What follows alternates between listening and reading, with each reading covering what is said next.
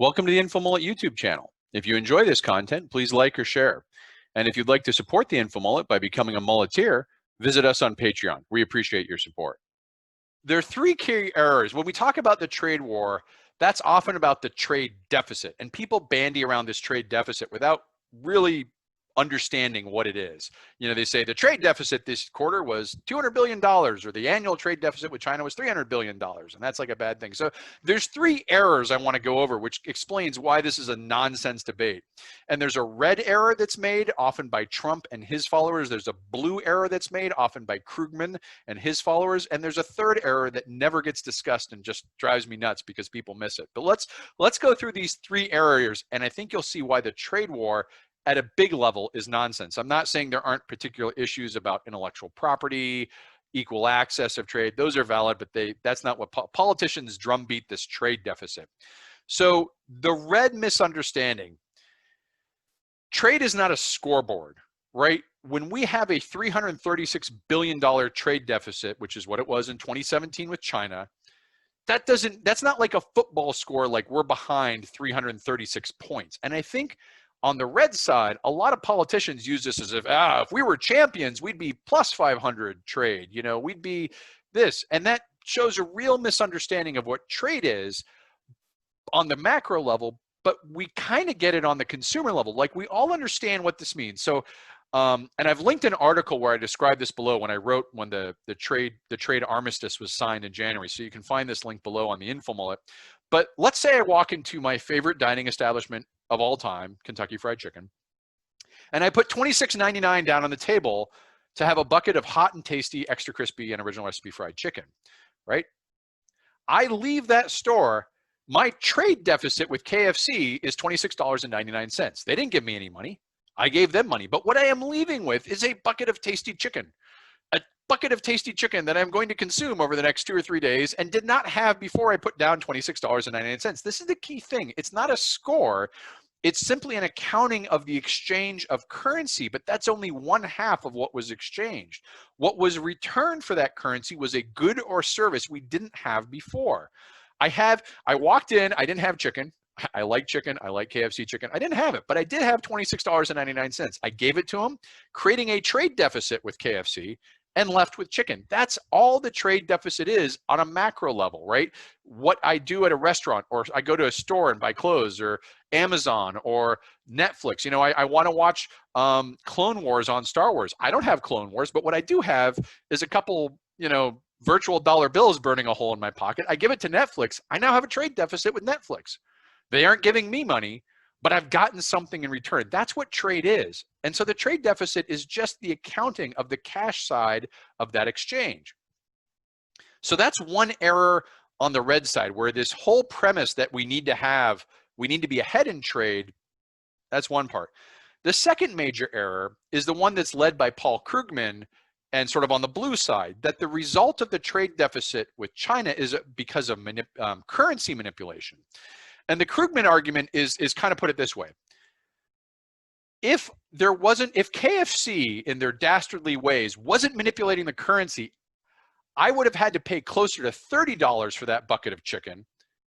And Popeyes or Chick-fil-A or Mrs. Winners or Zaxby's or Bojangles or Church's or all these wonderful chicken places I could have gone to that maybe charged $27, $28, $29 might have gotten my money in the first place, because KFC would have been more expensive. So Krugman's argument is that because of currency manipulation, KFC's tasty chicken is artificially cheaper than those other fantastic offerings, and that puts them at a disadvantage, and it's unfairly cheap. There's three problems with using this as a cause for war and a trade war. First of all, Krugman never endorses a trade war to solve this. Krugman is not in favor of the trade war. I want to be very clear with that, right? He's not like, go out and do a trade war.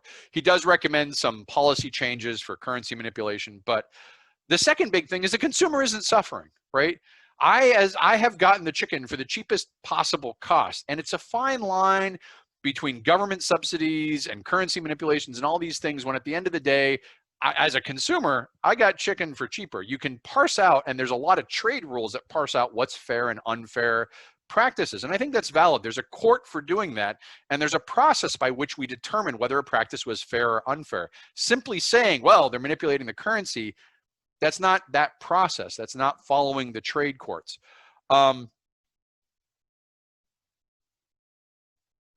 The third problem gets into this third type of error. Both Krugman and Trump are relying on the deficit measure, that $336 billion of deficit. That measure is wrong.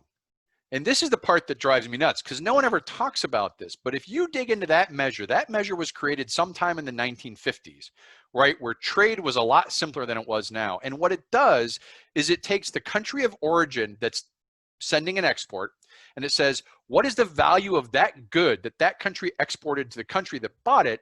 And it simply assigns it as a trade deficit. So, it's basically saying, hey, I got the chicken from KFC, I paid $26.99, and therefore the trade deficit with KFC is now $26.99. That works for retail. It doesn't work for world trade, and it hasn't for a long time, because there's this concept of added value that it completely mistakes.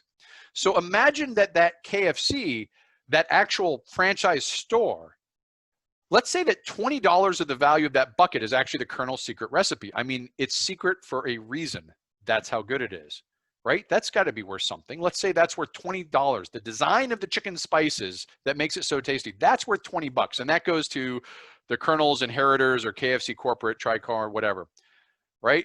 $3 of that value of chicken came from Tyson's, who is the chicken provider that provided the chickens that went into got with the secret spices on them. So $3 of the 26, that leaves $3.99, or about 11% of the actual cost of the bucket, going to that KFC franchise store I just bought it from. That is an added value approach. It totally changes. And if we were to account the bulk of the money I spent, bulk of my trade deficit would be with the parent corporation, Tricor, I think, or Tricon, that owns Pizza Hut, KFC, Taco Bell.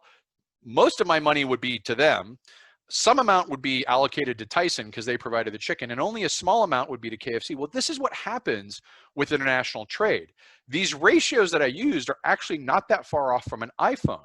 You take a $700 iPhone, and probably 3/4 of it comes from, the value of that $700 comes from engineering and aesthetic design done in the United States. That's where the value of it comes from. Probably another quarter, maybe, comes from component manufacturing in Germany. And the last bit, the last 11%, $700 iPhone, the last $77 comes from physical construction and configuration in China. So if we were to use a value add approach to trade deficit, we'd be actually $600 ahead. Germany would have some amount, and China would have $11. But because of the way we count trade deficit, all $700 of that iPhone, that is, I mean, it's an American-made company, Apple, all that's happening in China is final assembly. The entire $700 is allocated to China.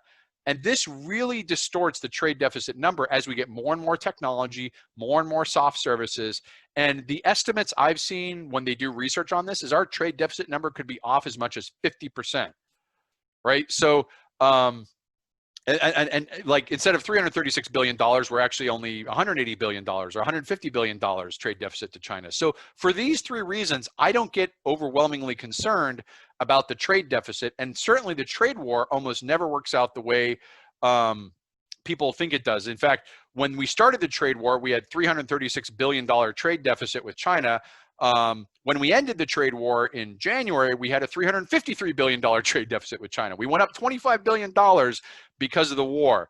Not really a winning strategy. And we caused all this harm. When you interrupt free trade like this, supply chains, and this was all pre-pandemic. So I'm using pre-pandemic numbers because pandemic gets complicated, or really complicated. But pre-pandemic, we'd gone through these 2 years of trade war with China. We've blown apart our supply chains. If China used to get wheat from the US, maybe now they're getting it from Canadian farmer. Just because we ended the trade war doesn't mean that purchase agreement's going to shift back necessarily. And so trade wars almost never, this protectionism, tariff, trade wars, I can get into it further. But for all of these things, you know, this China-US trade deficit isn't a concern. There's a legitimate national security concerns with China. There's legitimate humanitarian concerns with China. I don't think trade is one of them. And I just wanted to go over this for an economic perspective. And so I'll see if there's questions now on China trade or questions about anything we've talked about or anything else that people are interested in. So let me go back and check the questions. If you haven't yet, like, share, follow. Subscribe to the InfoMullet on Patreon, www.patreon.com/InfoMullet. And again, our new schedule, if you're joining late, we'll have a AMA. Again, maybe a little longer, but we'll have an AMA on the first and the third Wednesday. We'll release the full episode on that first and third Friday. So the same week we do it, we'll release the full episode on YouTube. And then the segments come out on the Thursday after when it ran. That gives us a little more time. And I don't have to feel as rushed with every week I'm doing Wednesday video, Thursday segments, Friday publication again. And on those off weeks, the second and fourth week, we'll be releasing InfoMullet long form articles like we did last week. So let me see here. Questions. Rory, if we could pressure China to pay workers more than $2 a day to package and mail seeds to the U.S., then they may not have the financial resources left to buy up our debt. Yeah, and if they don't buy up our debt, then our debt gets more expensive pre-pandemic, because post-pandemic, the Fed just buys the debt. It's all an Excel sheet adjustment. The pen is mightier than the sword, but Excel is mightier than both, apparently. Yeah, I get what you're saying there. Jules is asking, stop making me want fried chicken. Fried chicken is the economic proxy of choice when explaining complex economic issues in the InfoMullet. So sorry about that. By the way, it's lunch, so I may go get some fried chicken. Yeah, so the crack, Kevin's brought up, I'm not worried about trade deficit, but I have worried about some of the crackpot ideas out there on nationalizing Chinese holdings of U.S. debt. That could lead to certain forms of likely proxy arm conflict. Kevin, I've talked about this before. The amount that China holds as a percent of all debt is very, very small. I think like 5%, 6%, 7%. Far more of our debt is held by U.S. pension companies and sort of financial institutions around the world as a safe harbor. And most recently, when you have quantitative easing from the Fed after the financial collapse, they're doing it again now with the pandemic. The Fed is holding increasingly more debt. Now that gets into a philosophical conundrum of who's holding our debt. The Fed, which is an independent body, is holding the U.S. government debt that authorizes the Fed to exist. But that's a whole separate discussion. So I don't think there's enough Chinese held debt to, plus China needs to hold that debt, because if you think about it, by buying our debt, they are able to provide savings and suppress some of the more, there's a benefit their people get. If they just stopped buying our debt, and it's a little tricky to figure out off the top of my head, they would actually be causing a harm to their own people. And that I think because of this imbalance, this deficit, this is what it was. If they weren't buying our debt to some degree, the exchange of currency flows between the two countries would cause an increase in prices for China, which would cause a decrease in sales. So there's a vested interest in China's macroeconomy to continue buying some portion of U.S. debt. I wouldn't say that we want them to buy a bunch, like 20%. Leroy Jenkins of School of Economics, chicken. Tyler, the ability to rapidly name off 10 chicken distributors is solid proof you're a fan of chicken. Thank you. That also means I've lived in Atlanta for a while. I grew up in Seattle where there is one KFC for the entire city. I don't know about now, but when I grew up, there was one. I had no natural immunity to chicken. I moved to Atlanta and there's chicken stores everywhere. It was really a eye-awakening experience, much like the Peace Corps, but with fried chicken.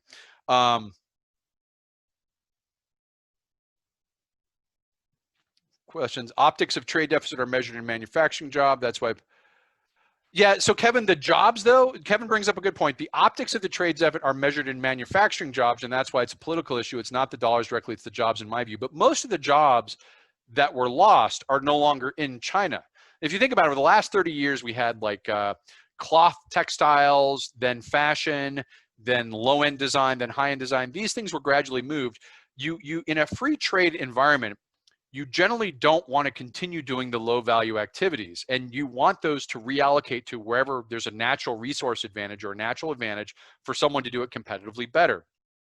The trade-off, and this is macro, is that you will be able to shift into higher value activities.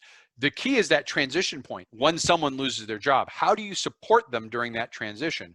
And I think when we saw, the textile jobs moved to China decades ago, those jobs are no longer in China because those jobs went to Vietnam. So China could say, hey, we've lost our manufacturing jobs to Vietnam, but they've moved up the scale. And this is how free economies work, is there's always this trade and interchange, and the effort to design, like to pick a part of the economy and say, I'm going to save this manufacturing job, or I'm going to save this service job, or I'm going to diminish this manufacturing. The intervention itself, because it's so complicated and so fluid and dynamic, the effort to intervene politically often creates more harm than it does good. And we can give an example. During the trade war, we increased a barrier on steel imports, for example, that helps steel jobs and people who rely on steel jobs in the U.S. This has been like Bush did a steel tariff. The problem is anyone who uses steel now has to pay more. So car manufacturers had to pay more for the steel, which increases the car consumers. So even within a domestic economy, anytime you have these trade interventions, you're really not just saying domestic workers versus foreign workers, you're favoring certain kinds of domestic workers over other kinds of domestic workers. And it's really tricky to parse out that balancing act. And you can do subsidies and pluses and minuses, but it gets to the point where you're just doing so much complexity. I think the better approach is to have a freer market and then supplement transition assistance for people who are harmed, because there's going to be winners and losers. You help the people who are on the downside of that exchange, retraining, support, getting into new industries. You don't just abandon them. I think that's probably the simpler approach. Yeah, and Abigail's talking about this. Great example, Abigail. Farmers here in Georgia are still suffering. There's farmers in Georgia send a lot of produce or food products and maybe even chicken over to China. For the manufacturing jobs we may or may not have saved, Kevin, we also harmed the farmers who still haven't had those contracts come back. And that's the hard part of managing those trade-offs. I think it's really, really complex, and why generally there are more. Now, free trade agreements are probably a more sophisticated way of balancing those concerns, because in a free trade agreement like the Trans-Pacific Partnership, you have the ability to very finely tune things, and it's often why they take years and years to put together. Taking a meat cleaver to them and doing something like a trade war, probably not going to be that effective. So thanks for watching the video. Hope you enjoyed it. If you'd like to follow the Info Mullet, visit us on Facebook or Twitter. And if you'd like notifications when we post new video content, click on the red subscribe button below the video. If you've ever wanted to become a mulleteer and support the Info Mullet, visit us on Patreon. We appreciate the support.